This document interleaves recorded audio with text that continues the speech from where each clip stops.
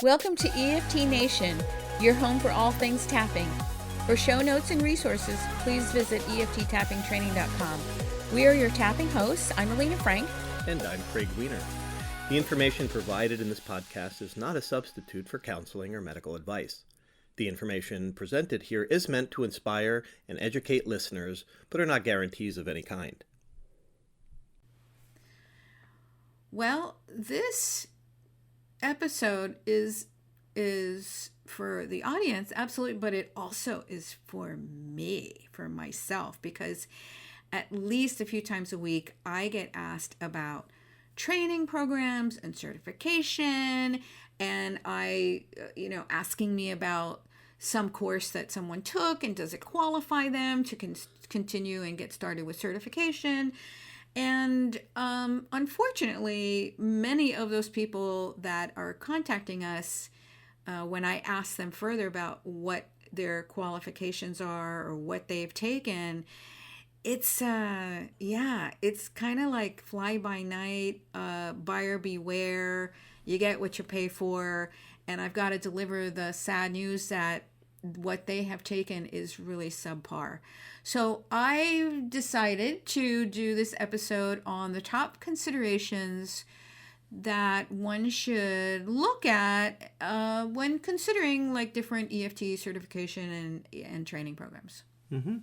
I mean, since really certification is the standard.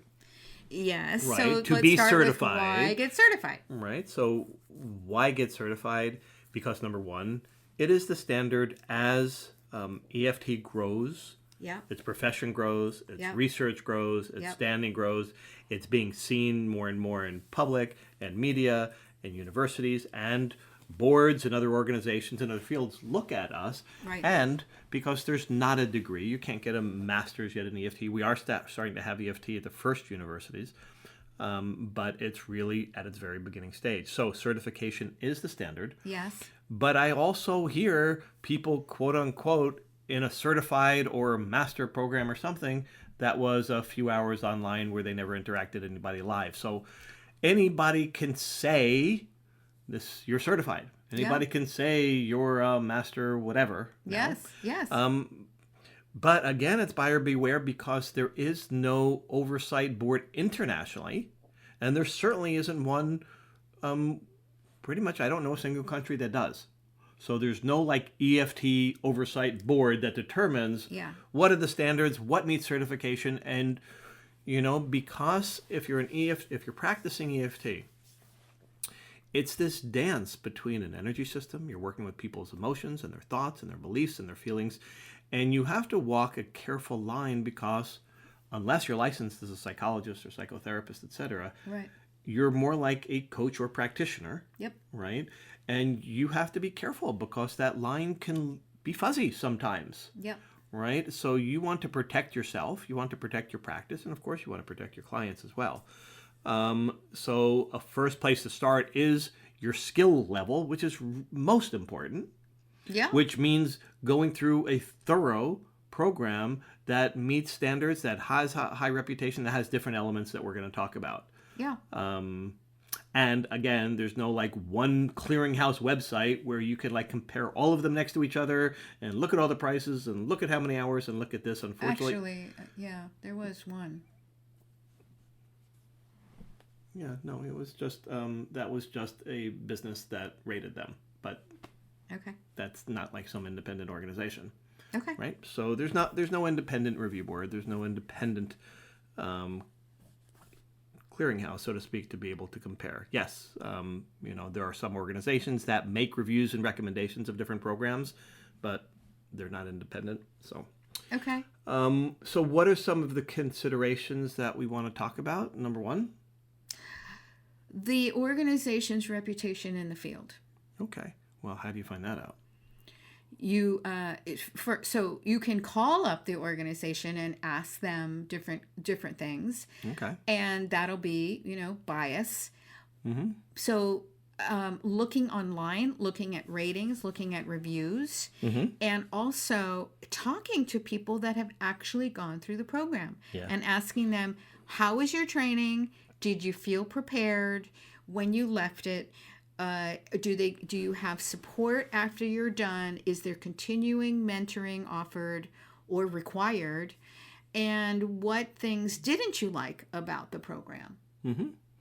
Yep. So, I mean, that kind of thing, reputation is tricky, right? Because online reviews are reviews, but you're really trying to get a feel from reviews, a feel from the website program, that they communicate back with you, that they communicate professionally with you.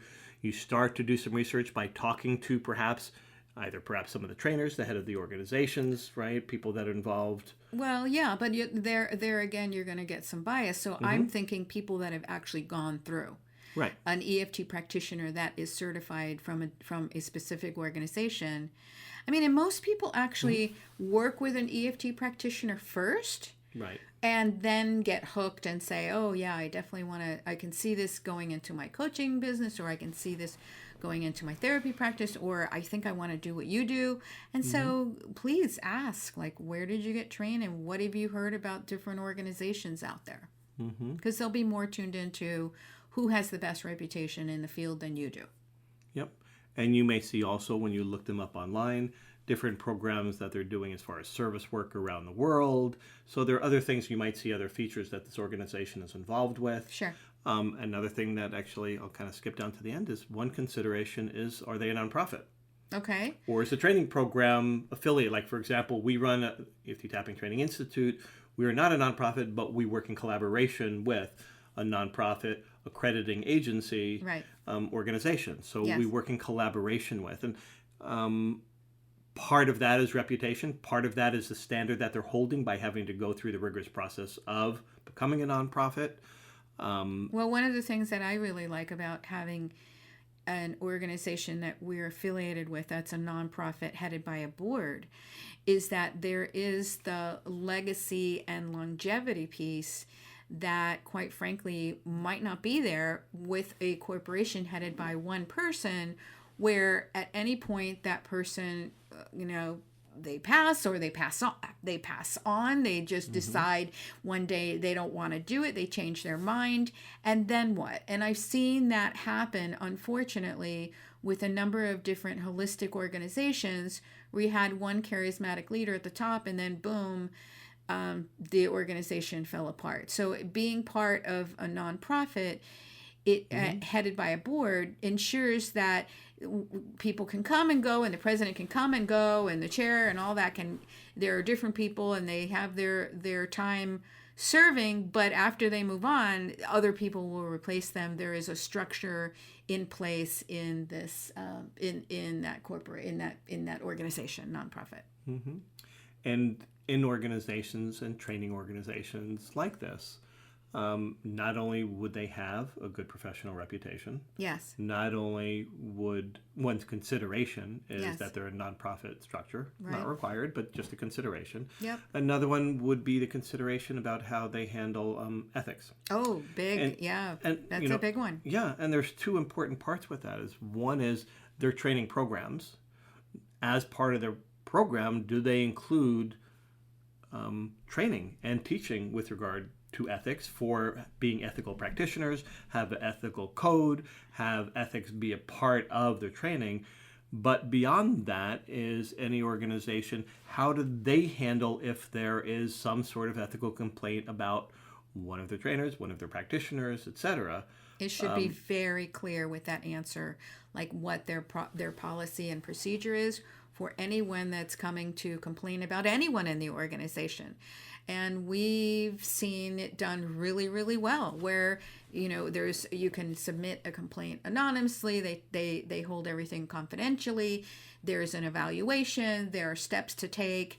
And I think that just helps you so much as a practitioner. If someone files a complaint that is unwarranted, they'll find that out, or they make recommendations of things that you need to do. I just think that it's part of what governments look at when deciding, do these folks need to be regulated, is how well do they handle ethic complaints.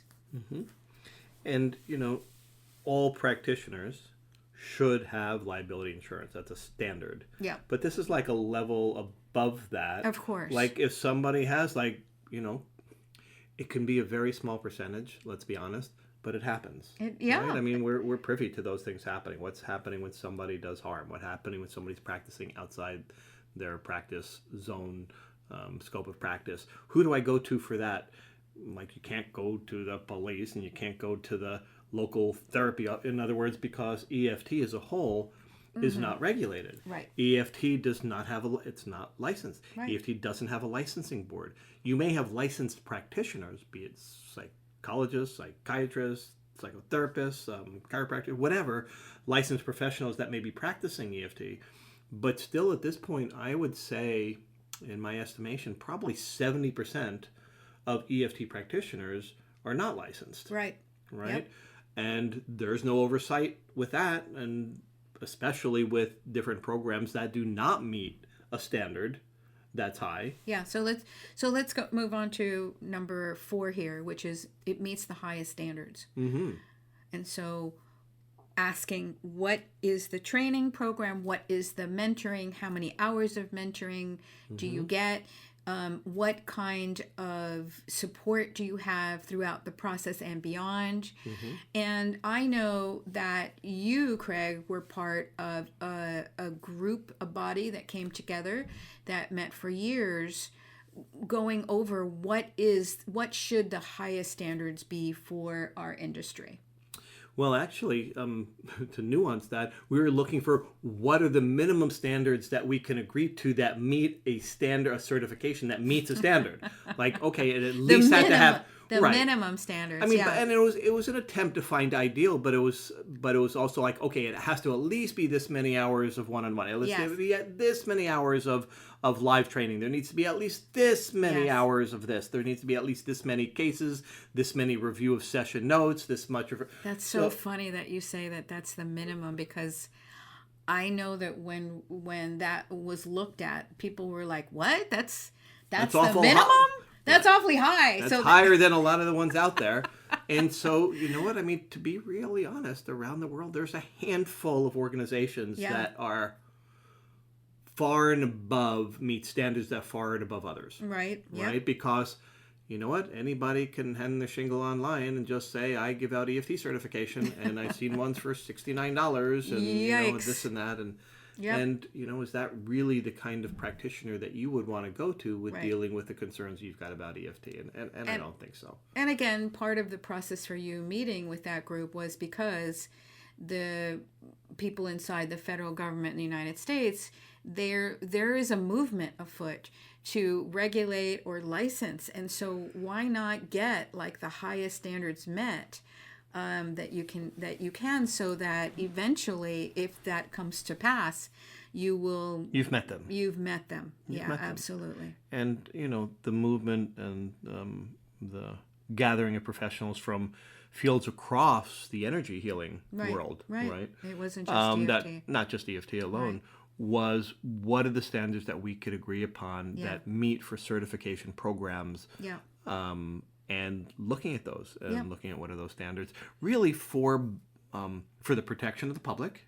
And also so that those who don't understand what we do with EFT can't come in and say, well, I guess the closest thing we have here is a board for massage. So you got to be under the massage board, which now means you're going to have to do 500 hours of massage, which makes no sense because now you're having people that are trying to regulate something that they don't understand as well as our own profession does. So that movement really came from there.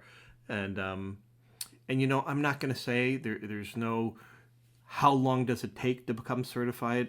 Most of the programs that I've seen, you know, are a minimum of 6 months, usually often closer to a year, but a lot of them are self-paced. And so people can finish them faster or slower depending on. All right. And then 5.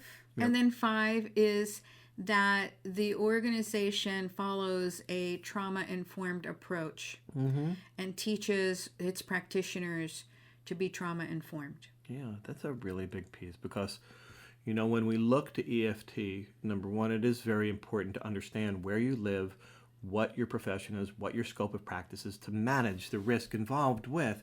When we're working with EFT, we're dancing a world, a sensitive one that we need to be continually aware of, staying in our lane if you're not a licensed practitioner.